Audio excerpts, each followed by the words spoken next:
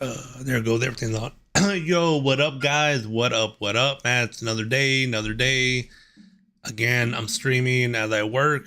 Dude, this is my. I don't know. What is this? I think I've been streaming every day, during the day, anyways, since what, maybe 2 weeks now? Going on 2 weeks, I think.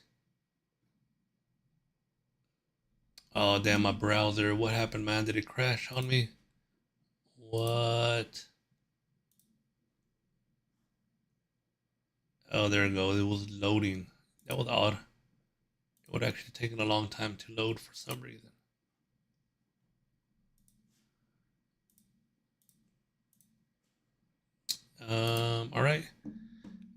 All right, guys. So, actually, I have had a busy morning today. My morning has actually been very busy. Getting things done, obviously, but it's been very busy.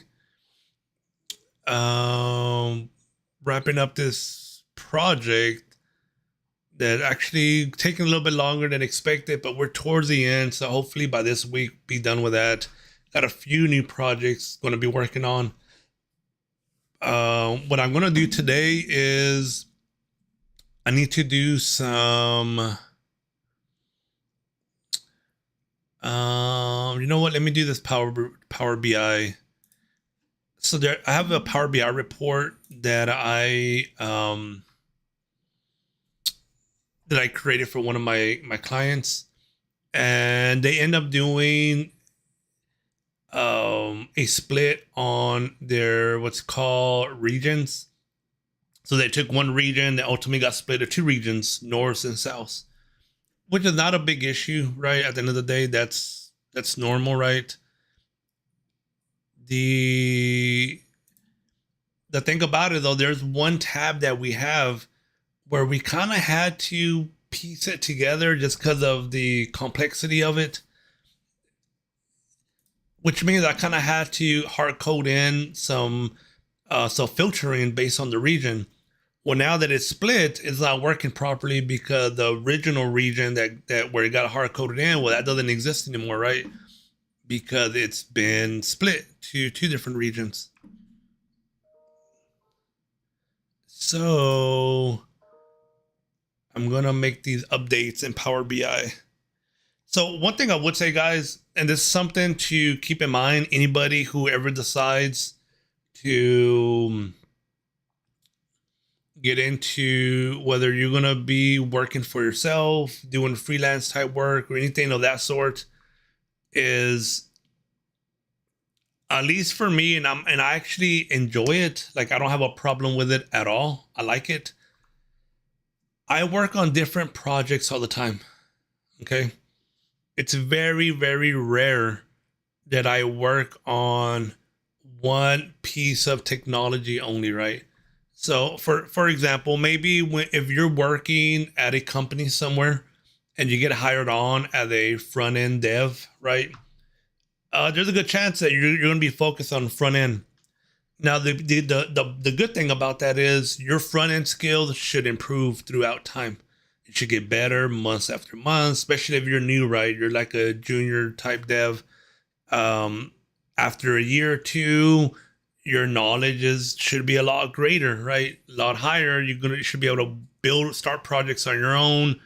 You're gonna get very familiar with interacting with APIs, security, perhaps. Packages. Webpack. There's all these other aspects that's again, I'm not a front end guy, but I'm familiar with front end things that relate to front end, different frameworks, right?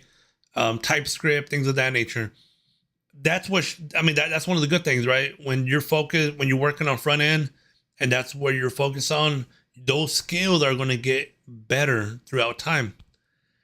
Now the cons of it is that's how you're going to know, unless you put effort, and take time to learn other aspects, right? Back end, learn databasing, learn DevOps, deployments, things of that nature, right? You got to put effort to learn that kind of stuff. So unless you do that, you're not going to know. Like you're only going to be good at what you know, which would be front end. For me, in my case, because I have different clients, the clients have different needs. I think the bulk of the stuff that we do is very heavy on web application, right? Like building a web app, some whatever features, functions, functionality that it's doing, and ultimately we gotta connect it to a backend, right? So we're dealing with databasing, things of that nature.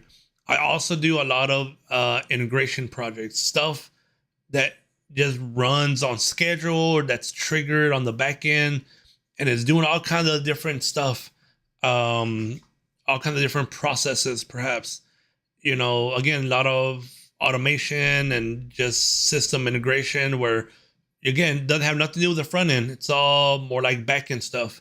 We receive a file, we parse it, and we end up sending it to this other system's API. We get a response back.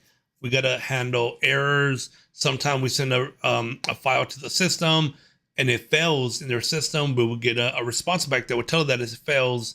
So we got to now capture that, build trigger notifications where if it's an error or if it failed, email somebody or re-put that back in the queue and things of that nature. So again, that's all back end related stuff. But there's also, again, there's stuff that as certain projects that we start utilizing certain tools. So we start learning, whether it be, services in AWS, right? Whether it be incorporating Lambda functions into a process using AWS Glue, which we do use Redshift. The list goes on of different other services that we use. So now it's like building web apps, getting familiar with DevOps because I got to deploy all the apps. I got to configure the server for Nginx and all that stuff. Databasing, create database, design the schemas and do all of that stuff. Connect the application with the database, system integration, automation, having things run on schedule. Just building APIs, connecting with APIs. So even though I feel like I may not have the best skills in one area, like I'm not a front end guy, but I know enough to get things done. I do deal a lot with back end, so maybe I could consider myself more of a back end guy for sure. But to say that I'm an expert in back end, there's a lot of other aspects that I just haven't dealt with. I wouldn't call myself an expert, but I'm good, right, on the back end. Again, I'm not an expert in DevOps, but I'm good because I have to deal with that. So I know enough to deploy apps and do all of that kind of stuff. So again, some people will say become an expert in something, and I don't have nothing against that, right? If you believe that, because there is some truth to that.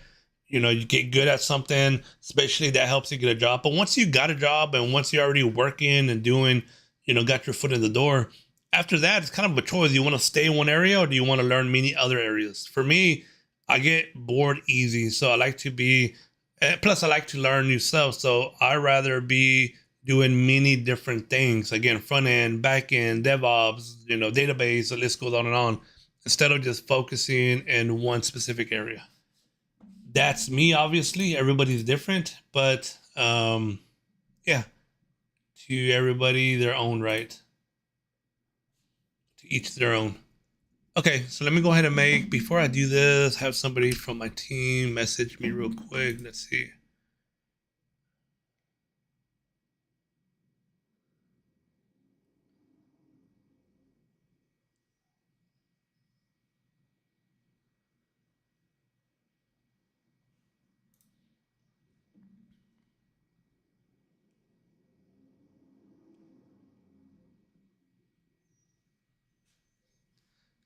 All right, so somebody from my team is having this error message that relates to Postgres,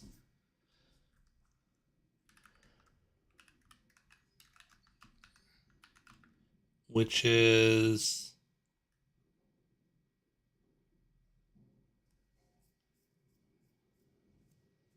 what is it? Invalid transaction terminated. Invalid transaction terminated. And this was based on the commit, I believe.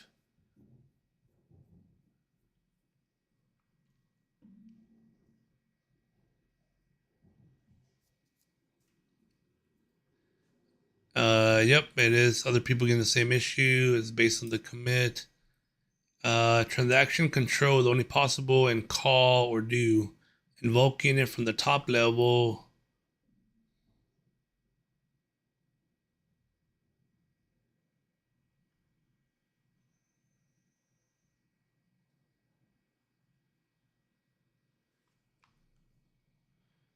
Example, if the procedure is called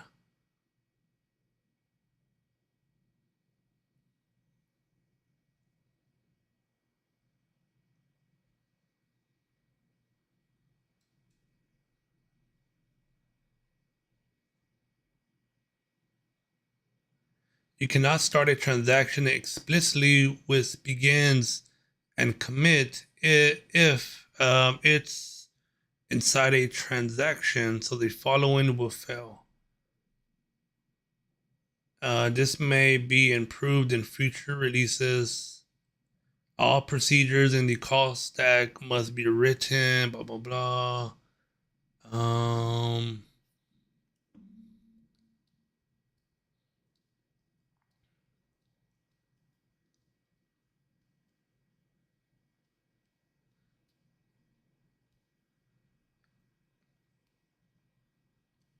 As it is transaction control inside Postgres, procedures is somewhat limited. If you violate any of these rules, you will get an error. Let's see, thank you for pause. I guess it's still a problem today.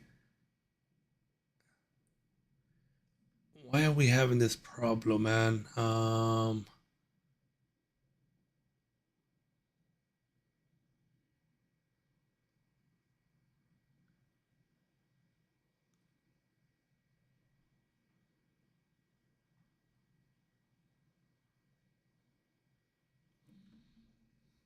Hmm.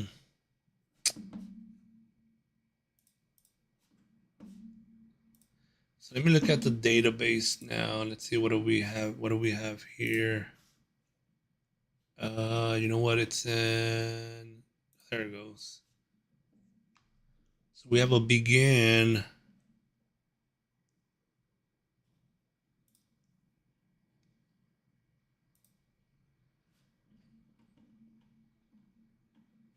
So what is wrong here? I'm trying to think. Something's. Are we? What am I missing? Are we missing something?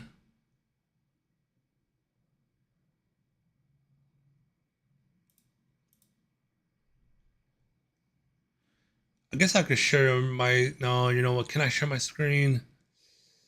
Let me see if I could share my screen real quick.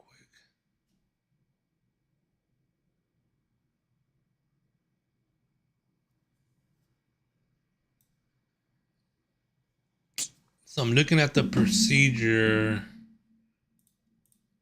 but man, I don't see what's wrong here. Oh, I think I know what's wrong. Cause we added commit at the end. We don't need to do that. That's what it is. Okay, I see it. I see what's going on. So I guess let me share my screen so whoever's joining. Oh damn! What the hell happened to my screen over here?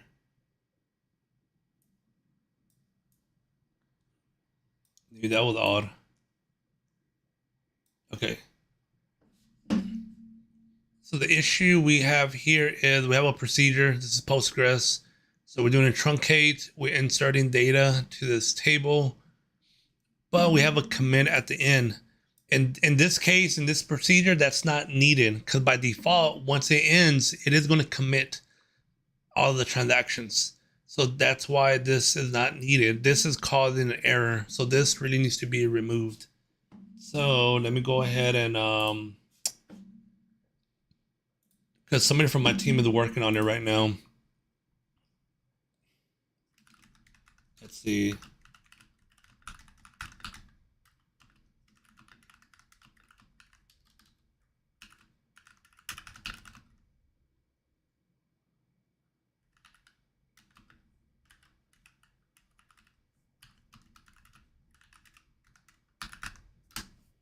All right, that should fix it. That should be good. All right, so now let's go back to what I was working on initially.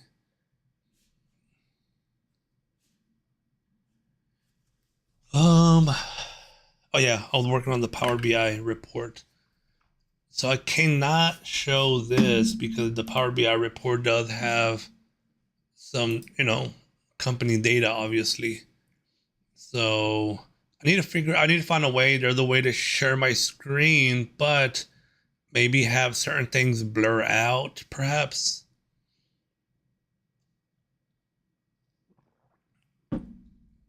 Yeah, I'm not sure. I need to play around with it. It makes it a little bit more easier to share my screen. So let's go ahead and make some of these changes. So one of the things we're going to do here, I actually need to format this table. And it's going to be the...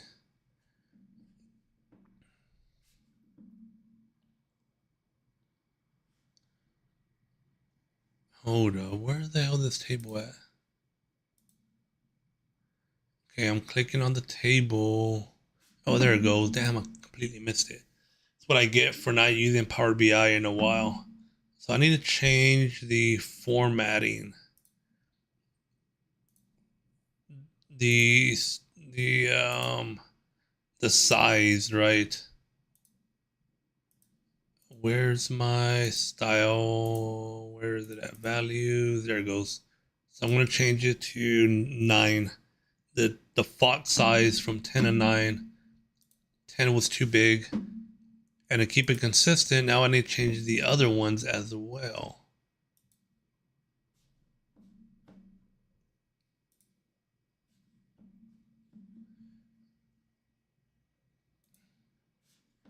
Need to change this to 9. Let me get this other one changed to 9. So I'm working on a Power BI report, guys. I'm making some changes. One of my clients, this is a Power BI report that I built for one of my clients. They end up doing a split on one of their regions. It used to be one region, but now it's got split to 2 regions. Everything is dynamic, so it doesn't affect the other tabs that we have. There was a specific report that we did that was very complicated, so I had to kind of hard code in the filter in this case of the region. So because it got hard coded into that specific region that doesn't exist no more, there's no data showing up. So ultimately, I need to now be able to split it out, and that's kind of what I'm working on now.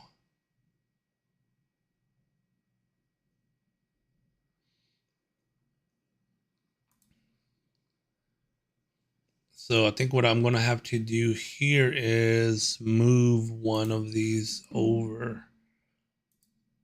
And again, I wish I could show y'all so y'all could at least see what I'm doing. But since this Power BI report does show my client's data, yeah, I can't really do that.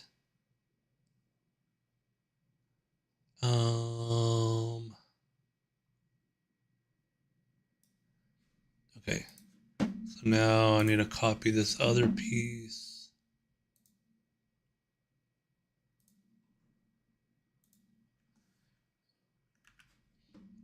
And let me paste this in this other tab.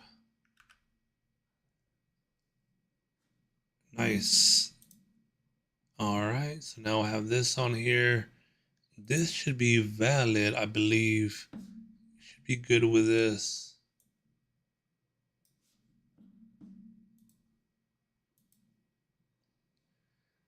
It's coming. Let me try to make sure. Yep, it has the same filter. The filter is valid. Hold up, is it valid? Region. What the hell is going on here?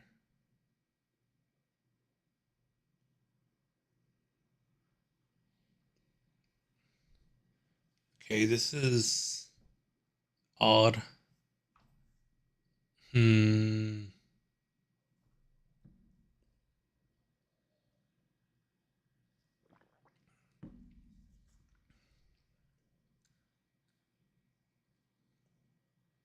Oh, that is valid, right? Dude, did I click on the wrong thing earlier? What the hell is going on here? Dude, am I missing something? Alright, something doesn't look right.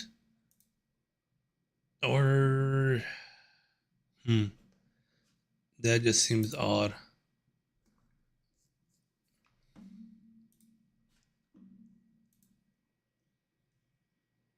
Oh, it is on there. What the hell? It's just not showing in the same order. Duh, never mind. It's okay, it's fine.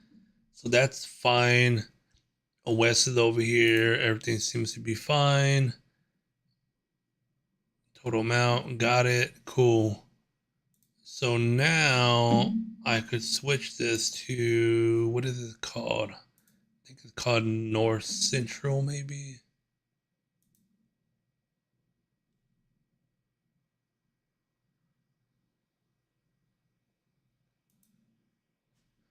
All right, let me click on my region, which in this case would be the new region.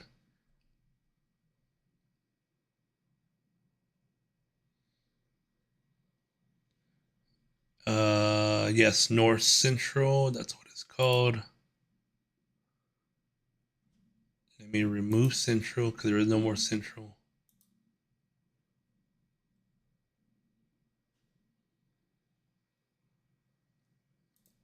All right, so this other filter, what do we have? Select all.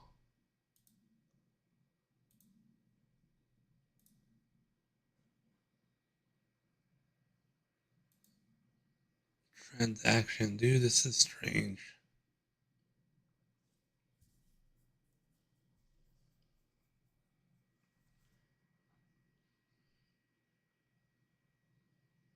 All right, there it goes. I think, right? Dude, why the name? The name looks. Do I need to change the damn name here? I think I do. Header, no, where is it? Nope. Title, property. Where's the damn name at?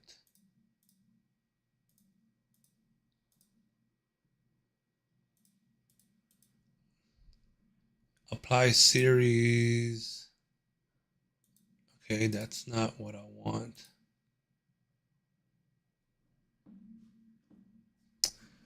What the hell? All right, let me change this real quick. So this is North Central. All right, in the Power BI report. And then,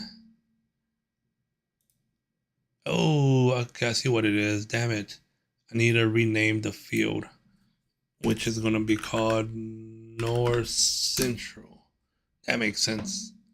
Okay, so now that I've done that, there we go, North Central. Select all, but remove quota attachments.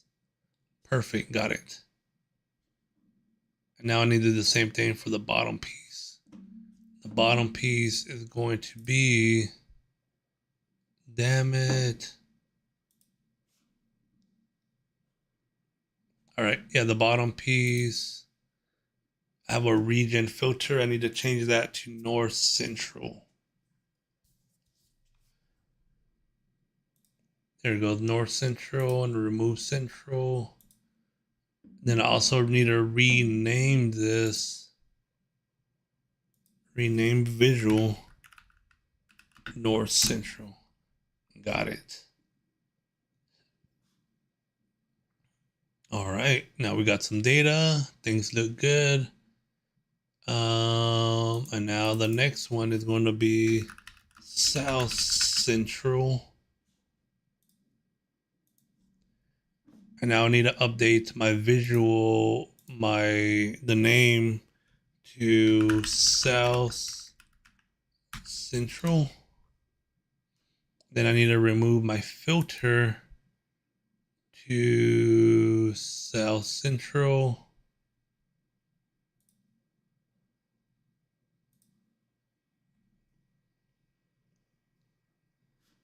All right, that's updating.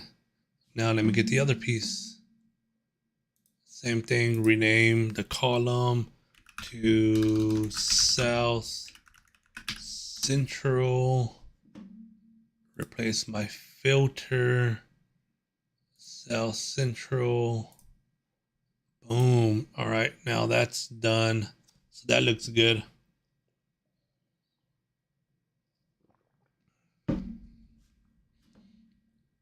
Damn, all right, that's it. So it was a lot, it wasn't too bad. A lot easier than what I thought. Gotta make sure my font's in order now. See, I didn't change this. Damn it, dude, I swear I thought I changed it. So that's a 9. That's a 9 now. Let me make sure I change this. That's a 9. That's a 9. That's a 9. Yep. All right. Let me change the font size on the other one to a 9 as well. Again, keep it consistent. That's a 9. 9. Oops. One of them was already set to a 9. That's a 9.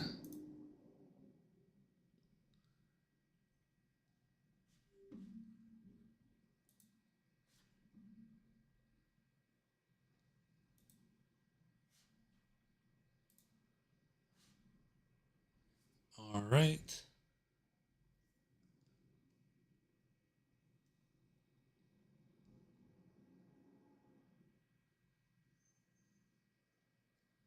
Cool. Now that I have everything set, let me go ahead and save.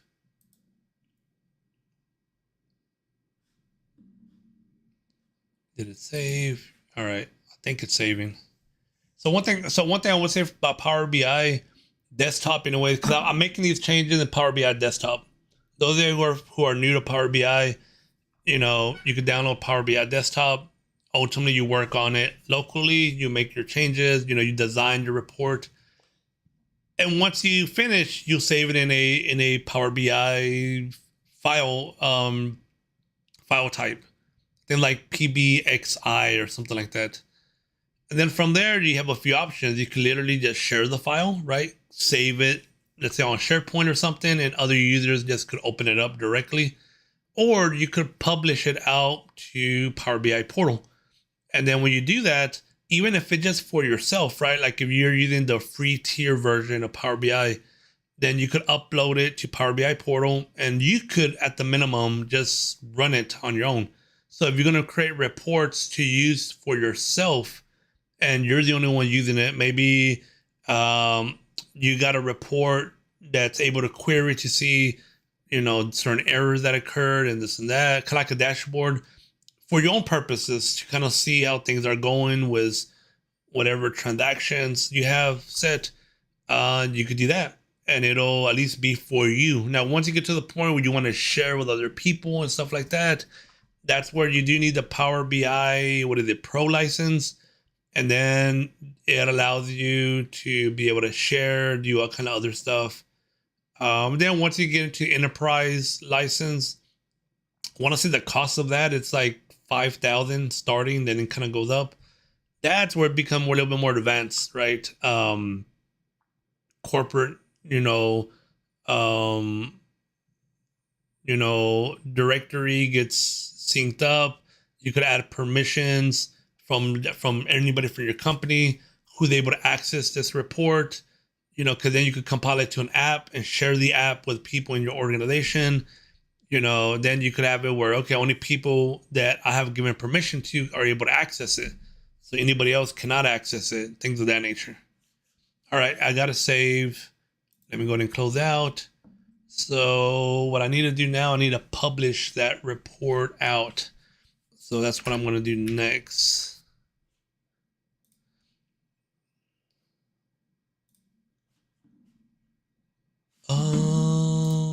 Let's see.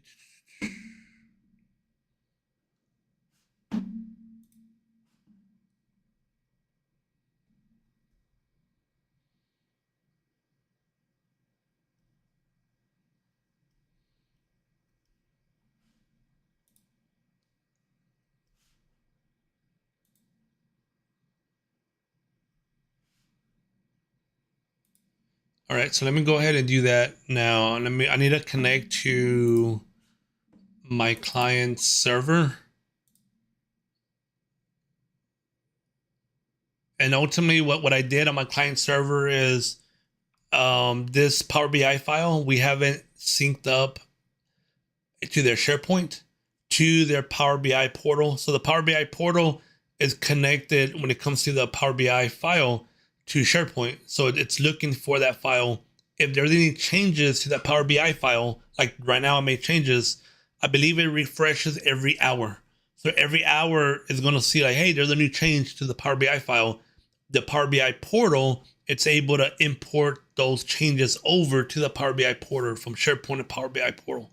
So instead of just doing a manual upload, you could do where you're directing it to a SharePoint Power BI file. And the good thing about that is as changes happen throughout the weeks, months, etc., the Power BI portal will pull in those changes. But I believe it pulls it in every hour. So like once an hour.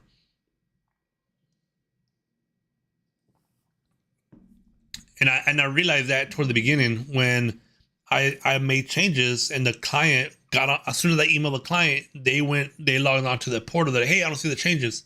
And of course I was kind of confused, like, well, you should see the changes. I put the changes up there. I know the changes are up there. And then obviously we realized over time, well, I realized, I guess, over time that the changes do take an hour. And then I did some research on it, and that's kind of where I figured out as well, like, oh man, so it takes an hour. I don't know if it's like on a schedule, like beginning of each hour or what exactly, but it seems to take about around an hour before it pulls in all of those changes. So let me go ahead and put it in. So normally what I do in these cases, and I do this more because I try not to confuse my clients, is after I push out my changes,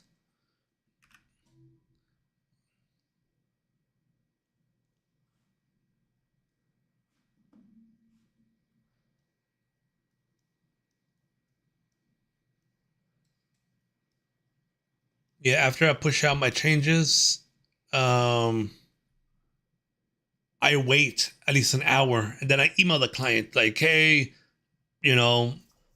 updates have been done to Power BI, give it a little bit of time before you see the changes.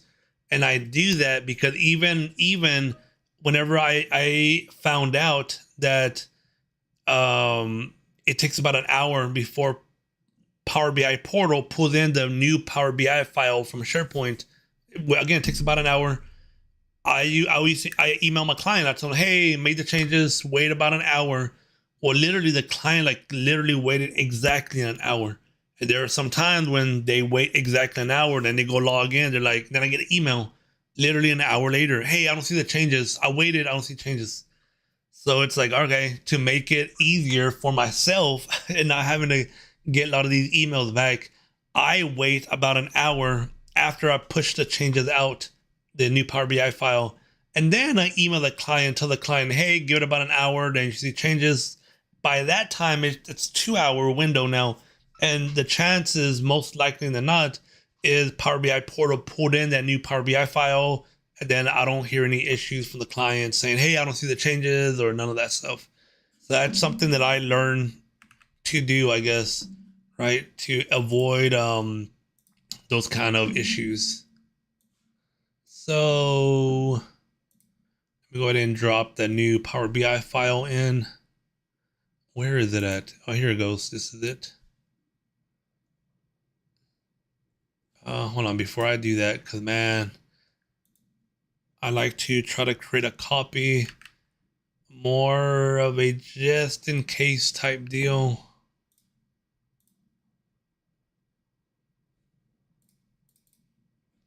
I mean, I do have a copy on my side, but for some crazy reason, this happens every once in a while where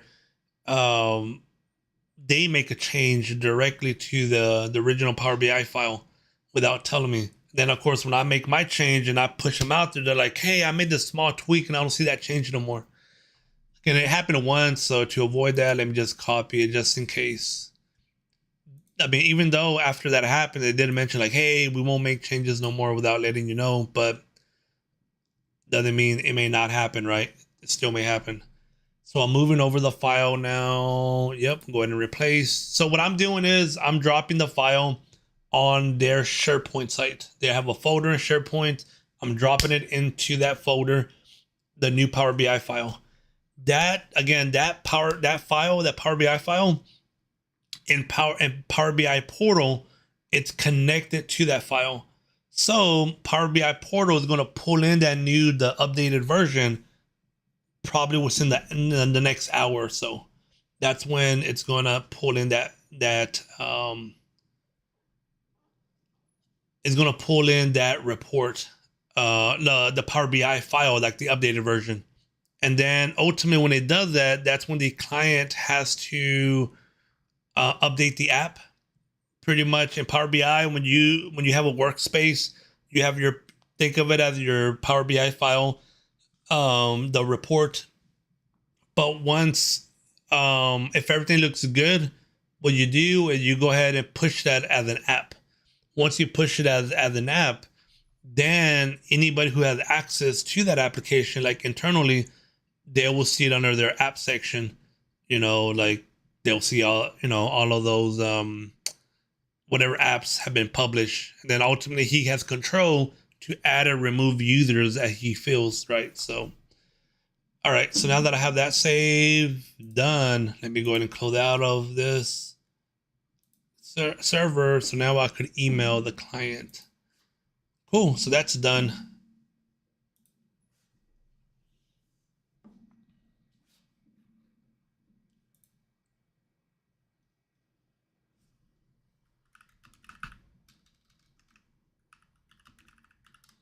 All right, cool. I don't do too much of Power BI stuff, but obviously I do know enough. So if any of y'all have any questions with Power BI, yeah, man, let me know. Be more than happy to provide some insight, at least to what I do know. Anyways, I know enough, and I don't mean enough just from like building the Power BI report, but also from a sense of deploying the application. Pretty much taking that Power BI workspace dashboard report and making it to an app in Power BI, be able to share that app with other users, add and remove users, things of that nature, right? Which is kind of, once you start building, if you want to be able to share and do things of that nature, I'll kind of walk through that if you have any questions. But all right, guys, man, yeah, again, tomorrow be on again. What are we, April 25th? I mentioned for the months of April, I'm going to be on every day, guy, Monday through Friday, every day. If you have any questions, man, let me know in the stream. I try to do some things tomorrow where I can kind of share my screen a little bit more. I just couldn't so much today because some of the stuff I was working on is data sensitive. So obviously I don't want to be broadcasting that out in the stream. But I'll try to work on something tomorrow that allows me to be more to be able to share what I'm actually doing instead of just talking about it, which is kind of what I did today. Again, guys, man, appreciate it. Thanks for joining the stream. And yeah, guys, man, see y'all next time. Peace.